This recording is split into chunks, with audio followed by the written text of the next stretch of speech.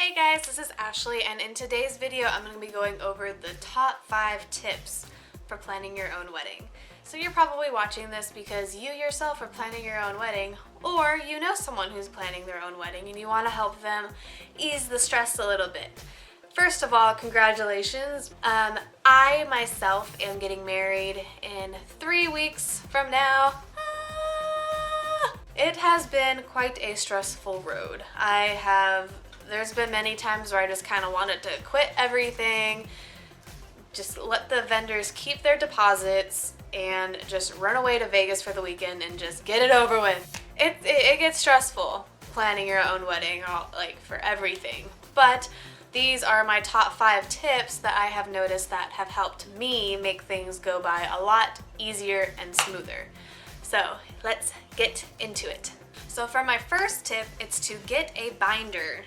This right here, I got a really pretty sparkly binder, and this has all of my wedding stuff in there. All kinds of stuff and pictures and everything that you could think of is in here. I have little tabs here. So this one right here is my vendors tab. And then in here it shows you, I put the dates of when I paid for everything, and then I put some ideas for my invitations and all of that. And then I also have a tab for my dress ideas. And then so in here I just grabbed a bunch of pictures from different magazines of wedding dress ideas that I wanted, and so on and so forth. So this binder has helped me a lot to kind of stay organized. A binder is a great place to start, so that way you can stay organized and keep everything in one place. That kind of leads into my second tip, is to pin. And as a lot of people probably know, is I am talking about Pinterest. Because Pinterest is the most amazing thing ever to find anything. From dresses to food ideas to all of these things. Pinterest and going through bridal magazines. When I first got engaged, I got a crap ton of bridal magazines. Every month I would go and grab a new one. I would rip out things, ideas and tips and all that stuff. I rip everything out of there and I would put it in my binder. That way everything that you need to find is right there. Tip number 3. A lot of people are actually surprised and thought it was a great idea because they didn't think of it themselves, was my fiance and we went to Home Depot and we were going through their paint cards, and we found a color that we really want for our wedding color. And going for a paint chip, I grabbed a bunch of these. I gave them to my mom, I gave them to a bunch of people, and I took these around everywhere. So that way, when you go and look for dresses or when you go and look for centerpieces, you take your paint chip. Oh, hi Wednesday. Coming to join the party? Coming to join the party?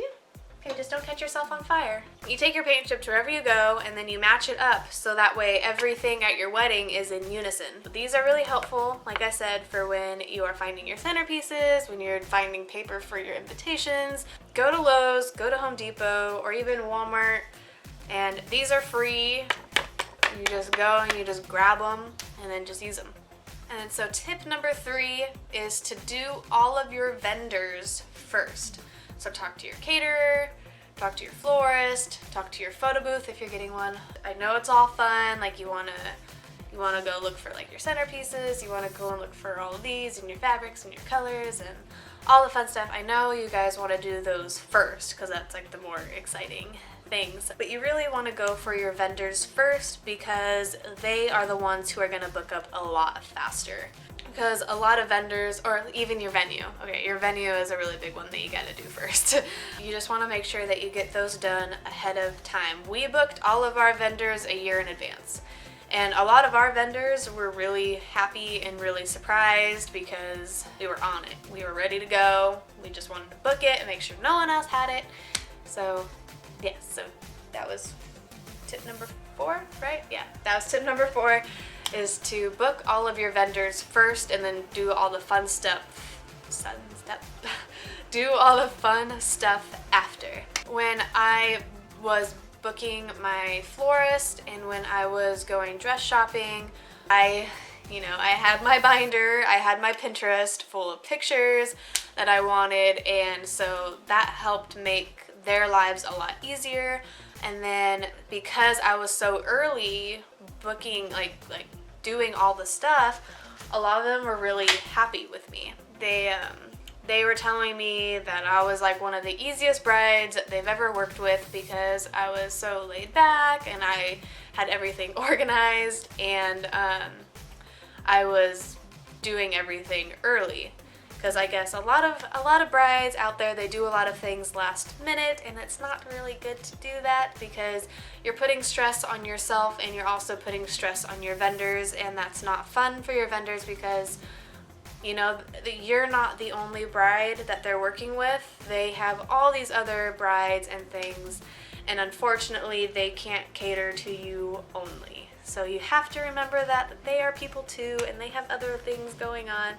So just make sure that you are ahead of the game and you make your life and their life a lot easier. Those are my top 5 tips that I can think of at the moment for you. Like I said, I'm getting married in 3 weeks. I'm so excited. I'm so ready. I'm definitely ready for all of the planning to be over with because I know how it goes. It gets really stressful after a while. Like I said, I've wanted to call it quits so many times and just get it over with, but I'm so happy that it's almost already here. But yeah, I hope these tips help you out or will help someone else.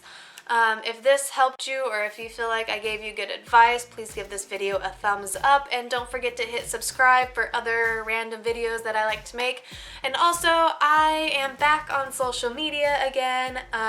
Go ahead and follow me on Instagram and on Twitter and on Facebook. I will put all of the links in the description below where you can find me, or I'll just put it right here. Ashley Oh Yes. Twitter, it's Ashley Oh Yes with 3 S's.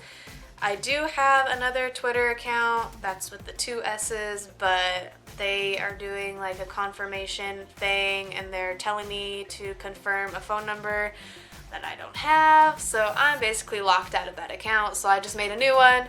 So Twitter is Ashley Oh Yes with 3 S's, and then everything else in the world that you can find me on is just my usual Ashley Oh Yes with 2 S's. So you can always find my links in the description below. I always tell you what social medias I'm on. So go ahead and find me there, follow me, and I'll see you guys later. Bye.